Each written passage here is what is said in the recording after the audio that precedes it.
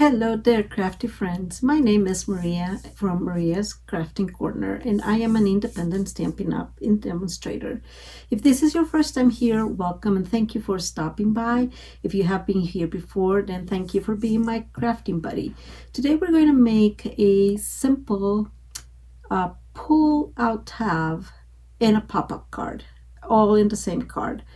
The Pulltab mechanism, I had seen it before in a YouTube channel that it's called Paper Craft Business, and I will link that video in the description below. The pop-up mechanism was inspired by a die from another company. I, of course, can't buy all the dies I want, and so I decided to just get creative and try to make something similar. Just a couple of miscellaneous items.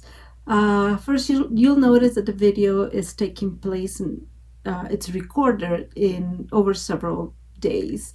And this is not because the card is super complicated. It does take some time to make it, but it's not complicated. It's mainly because I was waiting for my stamp set that I ordered from Stampin' Up, and unfortunately there was a delay because of the celebration, and then there was weather where we live and whatever.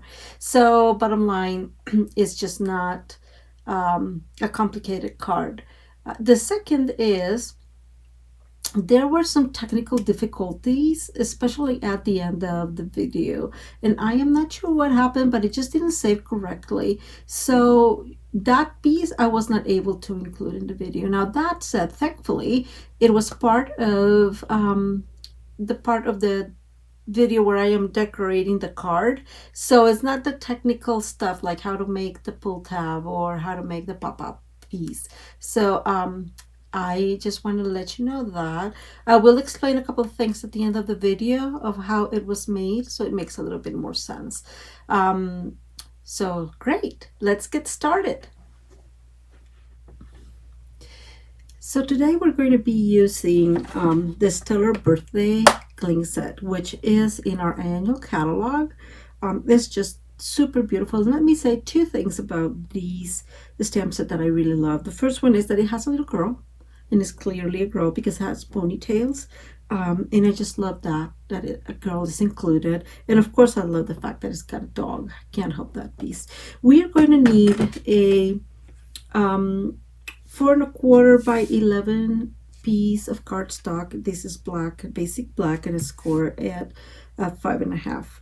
And we are going to need 5 pieces of, and let me put it up here so it's a little closer, 5 pieces of 5 by 3 3/4 of an inch of white cardstock.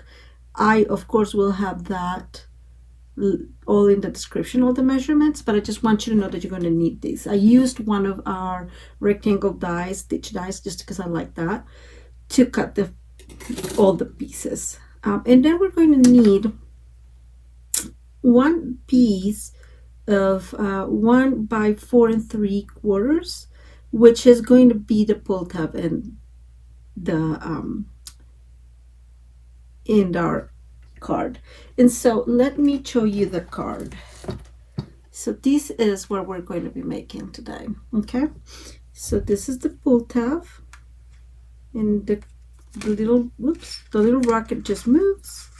Okay, and then this is the pop-up piece, and as you can tell, it is just attached. I don't know if you can see it, but it's just attached there by these strips. Okay, so that's what we're going to be making today. Okay, this piece that I was mentioning is this piece. Okay, and it's looks like it's less, so let's correct this right here. It's going to be 3/4 of an inch by 4, because it just needs to go up here, right? Okay, so we got that. So now we're going to start working on the background for the space. We'll need 2 of the die cut pieces that I mentioned before. We'll use Daffodil Delight, Pear, Pizzazz, and Magenta Madness. And all you need is to bring your blending brushes, and Stampin' Up! Has some wonderful blending brushes. They really do a great job with the blending piece. And just go with your ink wherever you want. I call it streaks. I don't know if that's the right word, but that's all we're doing. We're just creating some background for the background. That's funny, but that's what it is. So all this is going to be covered by the Night of Navy. So it really doesn't matter where you put it. You can just put it whatever you want. And like I said, it's not a right. There's no right or wrong for these pieces, right? So we are now going to go ahead with the Night of Navy and go all over it, all over. You'll see that I cover it pretty much completely.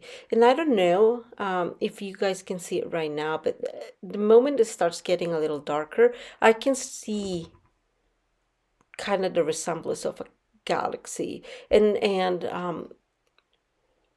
I think that if you go and Google like a galaxy or whatever, you'll always see that it's not just black. There's some colors within the black, and that's kind of what we're creating here. I did go with some extra magenta and or magenta and Pear, Pizzazz. That really made no difference. I don't even know why I did that. And this really looks great. And I going back a little bit to the Googling images. It's a great idea when you have when you're going to paint a fox or color a fox or make something, just Google it so it gives you a clear idea of what you want to do. What I'm going to do now, I am going to utilize some Magenta black in and just go all over the edges. I don't know if you notice, here and there I just go a little bit within the card, but it's mostly the edges that I want to work. I just want to make those blacker. And now I'm going to get a spray that is full with water, and I'm going to spray it all over. Stampin' Up! has some spritzers. I have not been able to buy those yet, but the minute you do that and you're just distressing, you can see some change in the cardstock and starts looking definitely like the galaxy now. With that same spray, we're going to add some extra water to the white paint, and I am just using really old white paint that I have in my craft room. Nothing special for the paints here. And tap it all over our piece here. And I always have some paper towels in my studio. Studio sounds very grandiose. In my craft room, because I always make messes, and boom, there's one of them. That was just crazy. It happens, and it happens very often, especially to me. I don't know if it happens to you that often, but I am a messy crafter. That is just the reality of it. So I was able to clean it with a paper towel and kept going. And now I'm going to do the exact same thing I've been doing, but with a little bit of black. We'll dilute it with some water so it's easier to tap all over.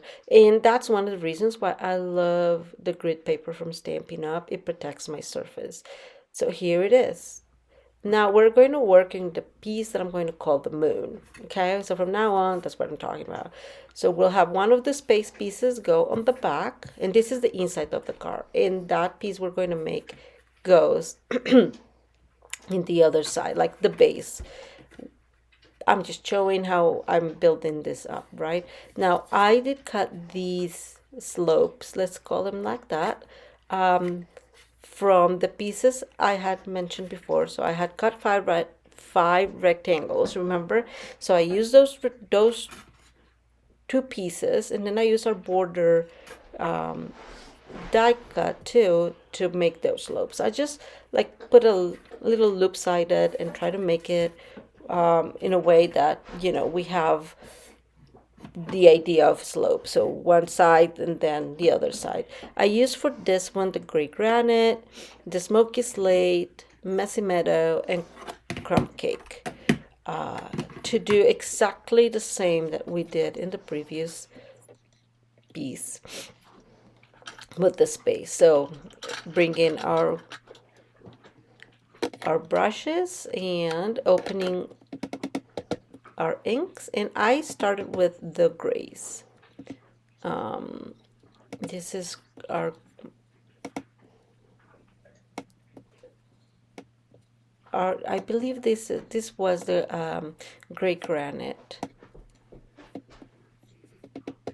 just to give it. And this was a little bit different than the other one in the sense of we are creating the moon. So in my brain, it's mostly white, right? And so what I did is use that gray granite and then emphasize with the smoky slate. And honestly, it would have been great if I just left it there. I don't know why in my brain I thought I had to use Mossy Meadow and Crumb Cake. I guess I figured that it would have some other colors. I don't know. I'm using a really smaller blending brush that I had for a while. And just because I didn't want to make it like a lot of green. And then I just went over with the gray. And then again, using a little bit of the crumb cake here. So this is my version of the moon. You could have just completely just left it on just on the grays, right? I think that would have just looked wonderful. I'm not sure again why I just went over it. I still liked it. Don't get me wrong. I went over with the gray a little bit over and over, just trying to create that more of a grayish look. But that's what I came from. And after working with all the pieces, we are going to do the same thing we did for the other one, but we are going to make them all together because that is a whole lot simpler, of course, and speeds up the process. So again, putting some water, and I made a mistake here, so don't do that. I don't know if you realize that I did not use my sprayer to put to spray all over, to spray water on my pieces. And I did it later. It did not affect anything. It worked perfectly okay. But just putting the water first is much better than putting it later. And I went ahead with the same whites. I think the white creates definitely some interest to the background. And then I used some extra water to de-stress some areas that I didn't see had enough of that distressing piece. So we are going to clean using our paper towel, and we're going to do something different here. I am getting my early espresso, putting some water on it, and we are going to use that to create instead of black. And I like that better because of course the moon does not have necessarily black. It has probably darker areas. So that is my thought process here. And I'm just tapping away. And I don't know if you can see it. I should have zoomed this a little bit better or a little bit closer. And you will see that the ink kind of goes within it's absorbed, that's the right word. It's absorbed by the paper, so it does not look dark. It just looks a little bit of a darker brown. And I did the same thing using the smoky slate and having the same result. None of the speckles, let's call it like that, in the let me rephrase that. None of the speckles, once dried, were too extreme. I'm just using a little bit of gold in here. I think I just can't help it. I love gold, and doing the same thing, just putting some water on it and doing the same process of tapping all over our moon and slopes in the moon. And as you notice, of course, I had to speed up this video a little bit. Like it or not, it was too long. Again, it is not a complicated thing to do. It's just time consuming. And I did a couple of boo-boos there. I don't know if you can see them. You're far away, so it's not easy to see. But again, a little bit of our a little piece of our paper towel, and the boo-boo is gone.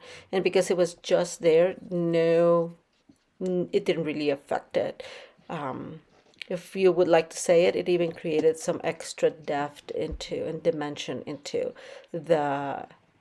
our slope. So I kept using our gold here and tap all over, but I was still not completely satisfied.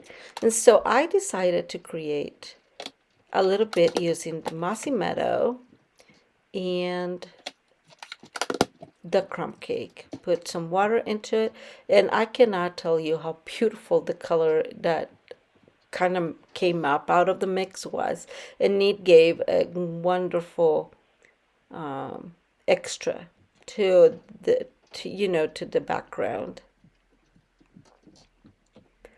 So I'm hoping you're liking it. By no means this is a new technique. I've seen this technique a lot in other channels. If you're interested, one of the channels I really like is from Nicole Spoor. I love her channel. She's not a Stampin' Up demonstrator, but she has some great ideas.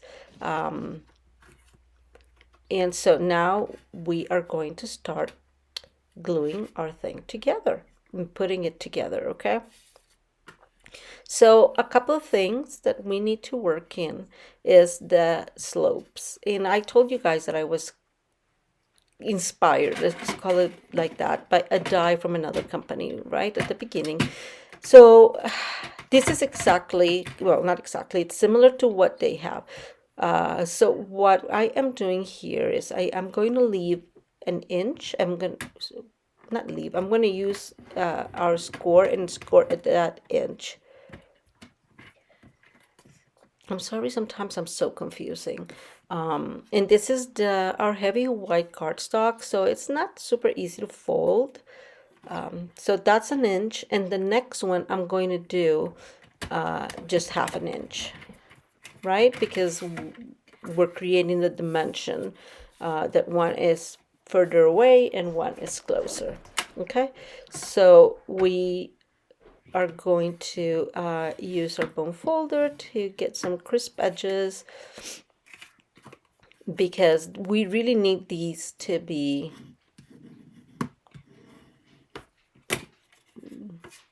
I don't know the word for it, but to be really, that to stay the way they need to stay. I'm sorry.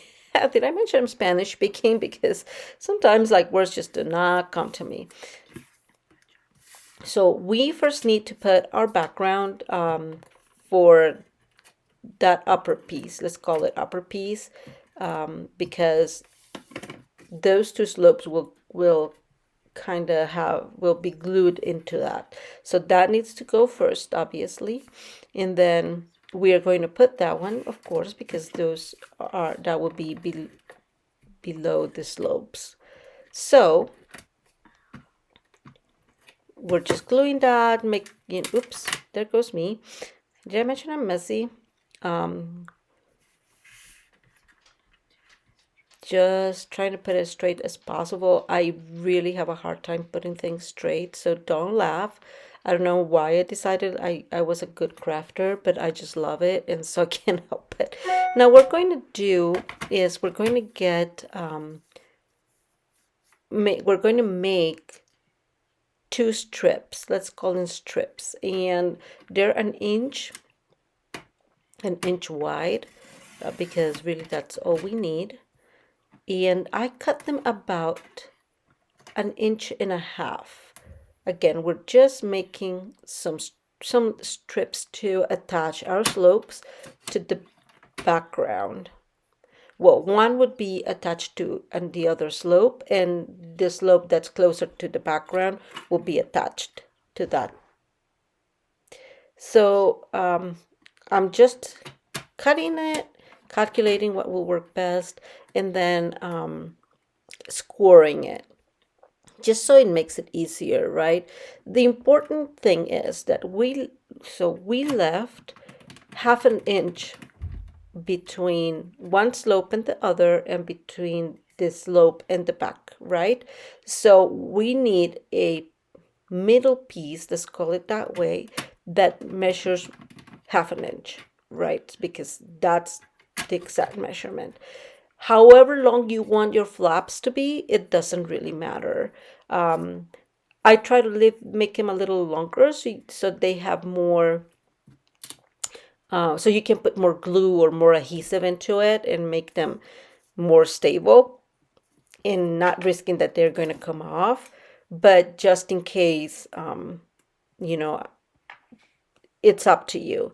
I would say probably a good inch or half an inch it's a good measurement for those flaps, and we're going to call them flaps. And as you can tell, I'm struggling here because that's a lot of fun, taking the tear and tape out. I don't know why it was fighting with me so bad yesterday. So we are going to first, the most important piece, we're going to attach first the slopes. So just put some our Stampin' Up seal, please, which it's amazing.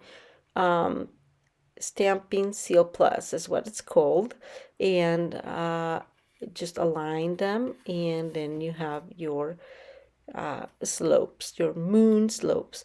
And now we have attached some adhesive to those flaps, and I am putting them from one slope to the other, just making sure it really sticks.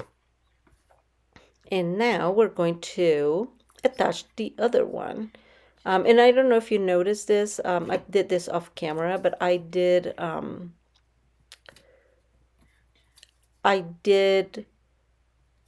ink blend these two pieces in the end, so it did not look white. So just so you know, I did that. And again, you'll see me struggling here with the tear and tape. It was a lot of fun. I'm not sure why it was giving me such a hard time. But I did finish.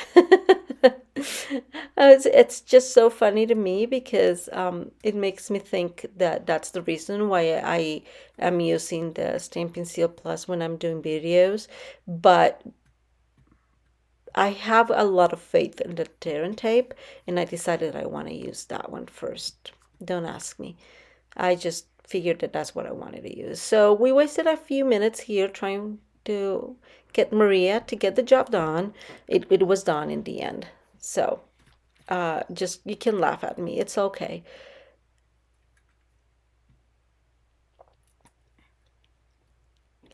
I think there was one that came super easy and I got really excited, and that was just the one. Okay, and so we are going to attach with our flap, put it clearly, and I'm calculating where I want it. So there it is. Okay, so it's not at the border of the slope, let's say that way. It's below, and sorry about my head there. It's a little below, so it's not too, it's going to be noticeable, but it's not too noticeable. So first of all, I am going to adhere so making sure that the flap doesn't get stuck there, adhering our slopes to the card using again our Stampin' Seal Plus, and then I am aligning it with two things. I'm aligning it with our rectangle there because it measures just like the rectangle, so it needs to be aligned with that, and it's aligned all the way to the score line. Okay, and now I am just closing the flap to get the other one attached. Oops, and then that one came off, so I'll try to fix it there, making sure it's all good, and attach it again. And that's our mechanism. Okay, I hope this makes sense to you. Not hard to make. I am using my bone folder just to really put some pressure on those pieces that we put adhesive, so it really gets glued to the cardstock, mainly because some of that cardstock has ink, and I know that it struggles a little bit sometimes to get completely glued because it's kind of wettish, right? So that's what I was doing, is just put some pressure there, making sure that all is glued correctly. And now we're going to go and put the other panel that we have, the other space panel. And let me take a minute here to mention, I just used one of our small dies, circle dies, and created that little notch.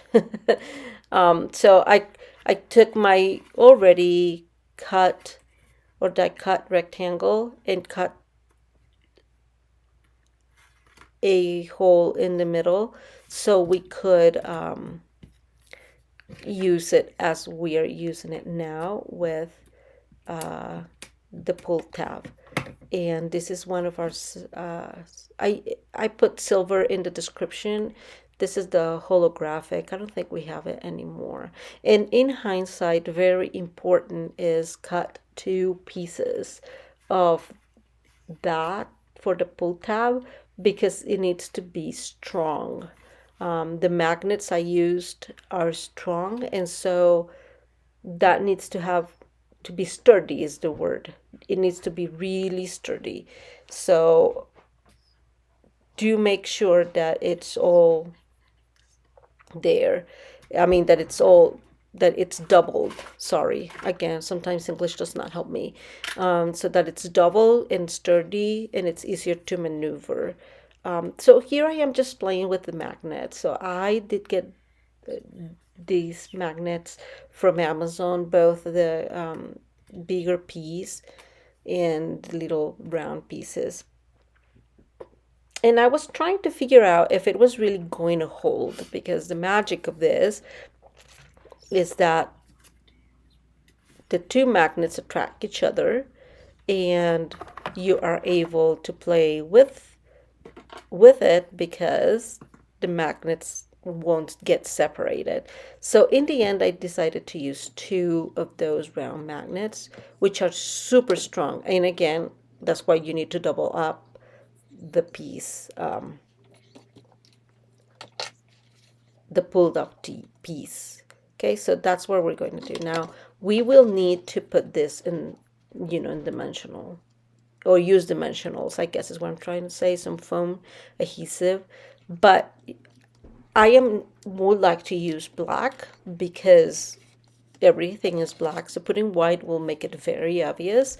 And so what I did, as you can see here, I just took the pieces from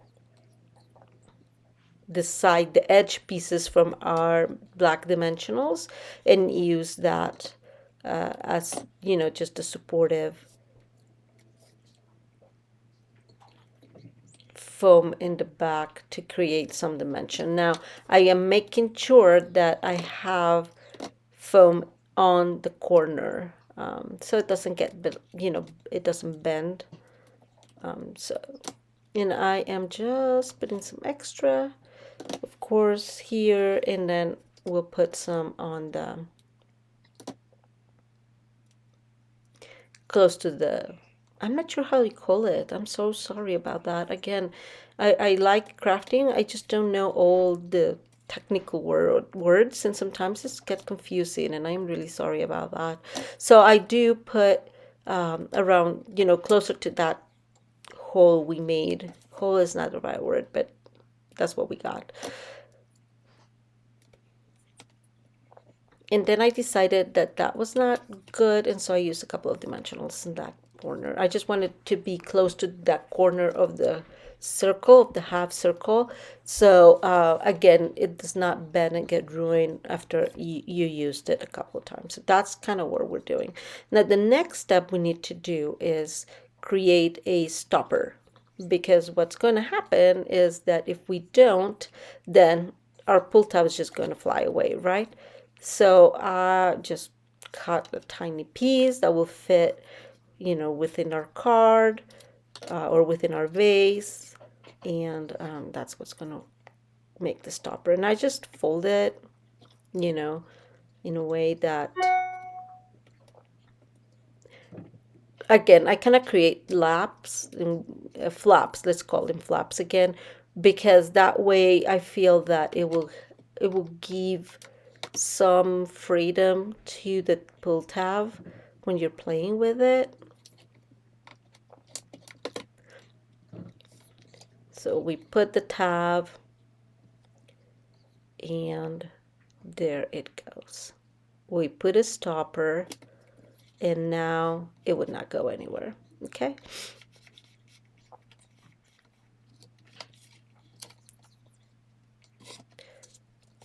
So now we're going to put this in the middle. I'm just making sure, taking the backs of the dimensionals and making sure it's centered. Again, not my strength, so I take my time all the time to make sure that it's straight, and then it works. And what will happen is we'll put one of the rockets, and that will be moving. Now I took some time to just tell you how I made the planets.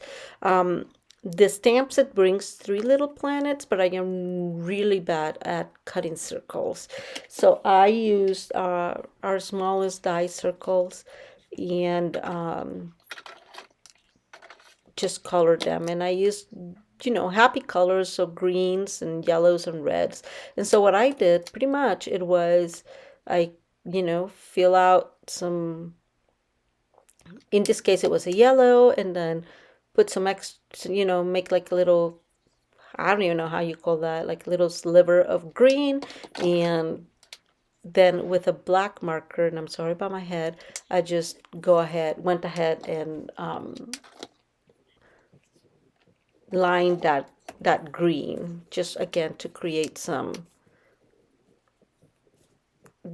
I don't even know, like the look of the planet. And I'm thinking of when we see planet Earth, right, from the space. And so you see that it has some blue and it has some green, and that was kind of what I was trying to get. But of course I used colors just because it's much funner and decorative. So again, just fill out with the colors you want and create some weird shapes. That's exactly what I did. And you have your planets. I know, that's funny. So this one is red and yellow. Again, doing the same thing. Just it's just a funny idea, right? There are other stamp sets from other companies that actually have those planets, and it makes it a little bit easier that way. But hey, again, we talked about not being able to buy everything, so I just went ahead and create my own planets. The little planets, though, I just figured that I was going to make them one color, so it's not too crazy. We already have a lot of background, or a busy background, so I just used the same 3 colors, so yellow, green, and red. My mistake. The light blue, the green, and the yellow. The red was too extreme. So I have all my planets. I'm going to put some on the front, some on the back.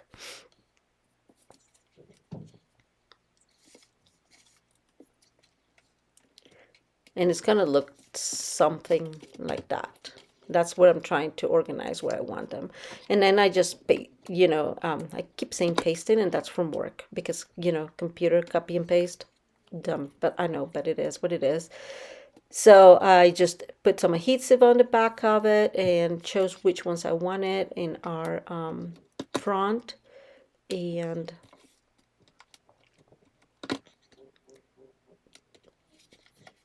put them there in the back. And then we have our front done. And now from that holographic paper, I cut some stars from our swirl dies, which I absolutely love, by the way. I can't tell you how much I really like those dies. So I'm just putting the big stars. So it brings 3 stars. I'm putting the bigger ones in the inside of the card because I felt they were too big, but they are a little bit behind the slope, so it doesn't look that big. So now we're going to start coloring. And if you don't like coloring, just go ahead and skip this part. I know there's people that really like watching how we color, and so it is what it is. So I use my Stamparatus here to be able to stamp all the pieces at the same time. Just save some time. And I know I'm off camera, and I am really sorry about that. Sometimes I just don't know what happens. I guess it's a learning process, definitely. And this is a one woman show, right? It's only me doing and making sure everything works, and yeah, it happens. So I'm using my Magenta black ink to get my stamps inked, and really well inked. And I am saying really well because this is the first time I've used them, so I'm being careful. And then I'm using just a regular whiteboard eraser to help me press those images the best. Now I'm super excited because Stampin' Up is coming up with color, like skin colors, and I am using them. So I don't have a lot of time. I have not been a Stampin' Up demonstrator for a very long time. I have only been here for 4 months or 5 months or something like that, and so I really don't have stamping blanks as much as or I don't have as many as I would like. I'm buying them slowly, but again, slowly is the word. So I'm using a mix of the stamping blends and my old Copic markers.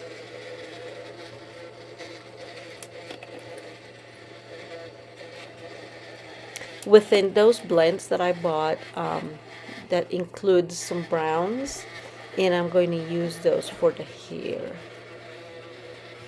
I really like the stamping blends. They work really well. Again, I'm fairly new using stamping blends, so it all takes a little bit of time, but I really like them.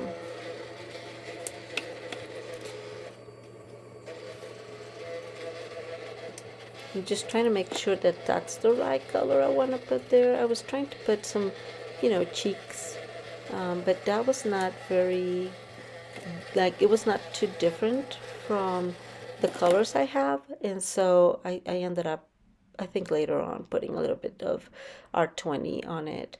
And I am starting with our grays, and this is, it's N4, N2, and N0. And that's what I am using right here. And I am coloring our rocket first. Always easier, it seems to me, to start from with the lighter color and just go around it, and then use your darker color, and then kind of work with the blending. When you have a color that it's not blending well, like it's too light or there's too much of a difference between one and the other, just do what I am doing. Get a little bit from the tip, get your tip a little bit of the darker color, and it really makes a change. It's interesting, and it works wonderfully when you're trying to make seamless blending with your markers.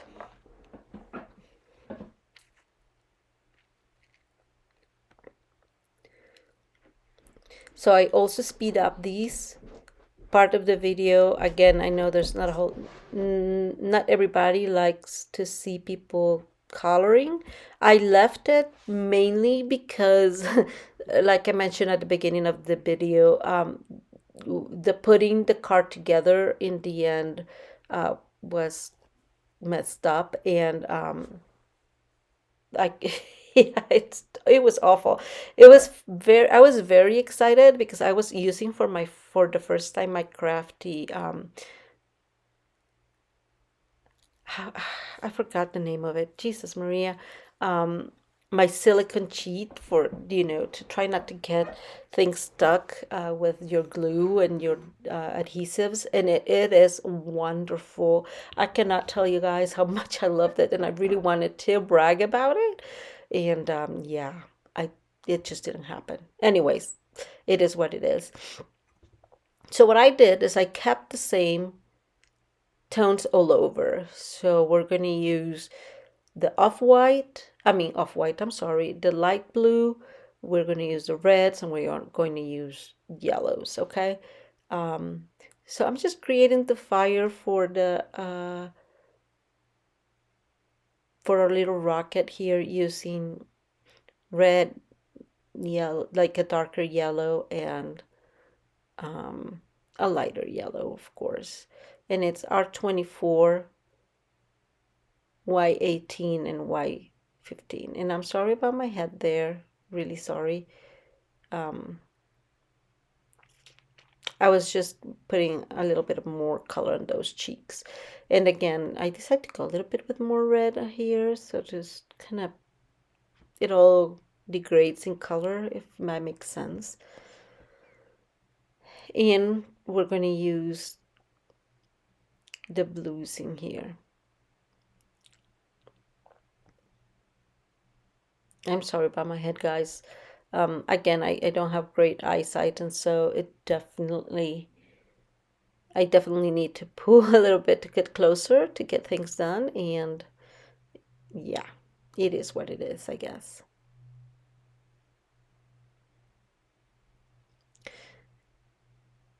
So again, we're going to keep using the same colors over and over again. So there's continuity to the card, right? So it kind of all matches. And here's where I'm going to start using those brown blends for the hair. Now I'm just getting to know them, so I always have a strip out there that I can use. In this card, by the way, I just remembered, in this card you need to, well, I made two rockets, right? Because one is flying in the front of the card, so that's my idea, right? It's kind of flying to the party, I guess, or flying where the kiddos are. And the other one will be like coming in within our card. And I know I showed it to you earlier at the beginning of the video. We'll talk about how I put the card together and kind of what was my vision for that card. So I have to say, guys, that I love this Stellar birthday set. I cannot tell you how much I like it. There's, like I said at the beginning, there's a couple of things I really love about it. Mainly, to me, the fact that it has a little girl. It's super important. I would love to send this to my nieces, even to my grown-up kids. Even if it's a little kitty, I think they will really enjoy it. And I have three girls, and I always push them to be the best they could. And just being able to push that in my nieces, getting them closer to the sciences and desire to if they want to be an astronaut, then that's good. I just think that it's wonderful that they did that. So kudos to Stampin' Up for thinking of that. I have seen many other stamp sets with the space theme on it and astronauts on it, and they do not have girls. So again, kudos to Stampin' Up for including girls in this stamp set. And of course, hello, the dog, right? Like that was definitely the cherry on top, right? Beautiful idea. I love that. So I am just again using the same colors I used for the planets, the reds, yellows, and light blues. Okay. I am not mentioning the colors in specifically. If you're interested, let me know and I will mention it next time. These are I think one of my favorite combinations, and it's like R29, R27, and R24, if I'm not mistaken. And I just love those reds. And now we're going to use the blue greens. That's the name, and it's that blue green 10, 11, and 13.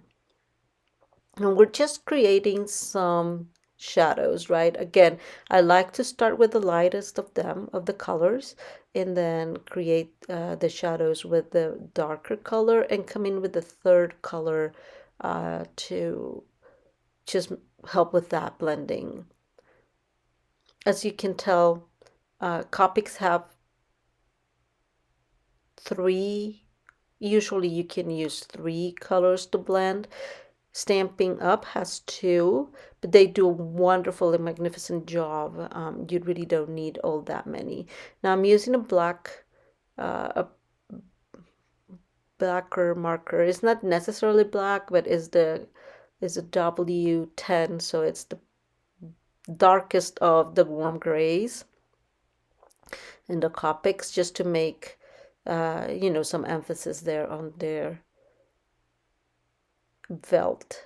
And now I'm using those warm grays again to work on the rest of the spacesuit. I was looking for the right word. So I'm using here the biggest piece chisel for working all over to color my image, and then I decided that was not a good idea. I didn't do that for that girl. And now again coming back with the warm gray with the darkest of them, and this was warm gray 5, 3, and 1. That was the combination I used. So W 5, 3, and 1. And coloring is about thinking about sorry, I know sometimes I just can't talk. Coloring is about two pieces. One is, where do you think the light is coming from? And what areas will be darkened by not only, the regular shadows, but the shadows created by the belt in this case, or the position of the shoes and the knees, and like that is how I work with them. But make no mistake, I am not a professional coloring. There are tons of YouTubers that do a beautiful, wonderful job. So let's not get too excited. I do this because I like it. To me, it's therapeutic, it's relaxing. I just love it. It's not because I am this amazing artist. But what I am trying to say though is, if you want to try it, you will probably do a beautiful job too, because coloring with blenders definitely makes you feel like you're a professional, as long as you have some logic of where those shadows will be. And again, that's just regular logic. Then you will do a wonderful job, because the blendings, alcohol blends, do a wonderful job at creating that illusion of a perfect blend. Okay, so now let me walk you through the card, since the video malfunctioned and I can save that piece. It has the planet, it has some holographic stars that I got from those dies that I mentioned from the swirly dies, and the rocket. And this is how the rocket moves. But here's the mechanism. So what I did is I glued the magnet to the rocket. Actually, what I did is I put the magnet on the card and glued the rocket to the magnet. So I made sure that the magnet was working. Now, these are two strong magnets. So remember that I mentioned I really should have done that strip, that pull up tab. It should be double, so it's sturdy. As you can see, I'm struggling getting it back, and I feel it's going to get messed up. So now let's go into the inside of the card. So the first thing I want you to know is that I did create some floating rocket, and even the kiddo is there, seems like to be floating. And I did that by using acetate, and this is not the expensive acetate that we use from Stampin' Up that I would use for, let's say, shaker cards. This is the back of where our stamps come from, come in. So I just cut a little piece, and I'm just trying to make a quick demonstration since that did not get videotaped. You know, just glued my image to the acetate and move and put it there, calculate what I wanted to put. Now, you do have to be mindful that the image is going to come up when you close. And let me try to show you this here. You see where the rocket is and how it moves back up. So you do have to put, instead of gluing it right away, make sure that where you're gluing it is not going to show, it's not going to make the kiddo or the rocket in this case or whatever other image come up out of the inside of the card. This case, I guess, is what I'm trying to say. And I had to do that with both the kid and the rocket. Just be mindful. I use our white ink, pigment ink, to create our tag there, our sentiment. And I actually heat embossed that first, the sentiment on the outside of the card. I'm sorry. I did use the punch. I love this punch, guys. I don't know what I would do with it. I just got it, but I really can't cut straight. So just letting you know, those punches are awesome. As you can tell, I have the little dog there, and I think it just looks super cute. Just tell me what you think about it. Now let's take a quick moment to talk about our celebration. Don't forget that it's going all the way to February 28th, and you get free stuff, peeps. Yes, you get free stuff with every $50 purchase. And there are some that are for specific ones if you spend $100.